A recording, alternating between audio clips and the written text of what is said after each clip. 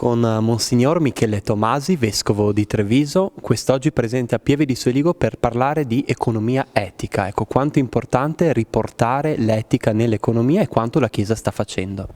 Ma sicuramente il tema dell'incontro di stasera sarà l'enciclica Laudato Si, la questione del nostro rapporto col creato, con l'ambiente, di una ecologia integrale, di un atteggiamento dei cristiani, ma di tutte le persone che sanno di essere parte di una casa comune, devono prendersene cura.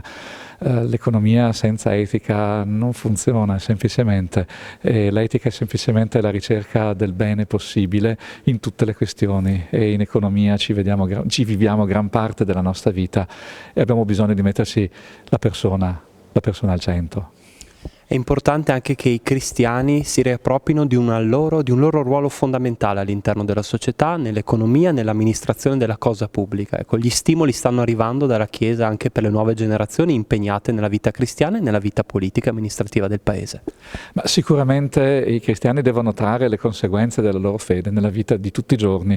La vita di tutti i giorni è la vita che si sostanzia anche di rapporti sociali, di rapporti economici, di rapporti politici. I cristiani non possono permettersi di tirarsene fuori, fanno parte di questa collettività, hanno una responsabilità grande, hanno avuto dal Signore la manifestazione di come può essere la vera umanità. In umiltà, ma anche in chiarezza, dobbiamo dare il nostro contributo e dobbiamo dare il nostro contenuto per avere una economia, una politica, una società più umana. Questo lo dobbiamo e questo proviamo a fare.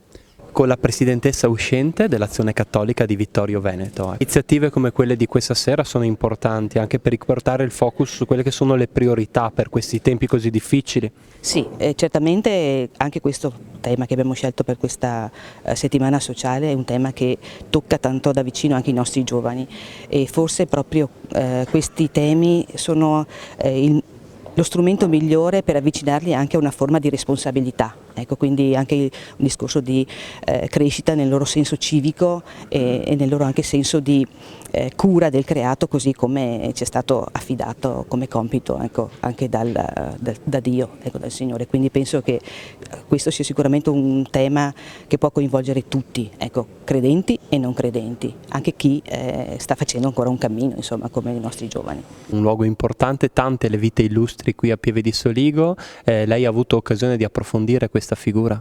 Sì, è terreno fecondo sia di vocazioni presbiterali, sia di impegno politico, di impegno sociale, di impegno per la vita civile. Il Toniolo è un riferimento per chi ha insegnato come me. Io ho insegnato a lungo la dottrina sociale della Chiesa, ho studi di economia alle spalle, è un punto di riferimento. Un economista beato è sicuramente un punto di riferimento per tutti quelli che vogliono studiare, perché vogliono capire come funziona questo nostro mondo per cambiarlo, per renderlo più umano.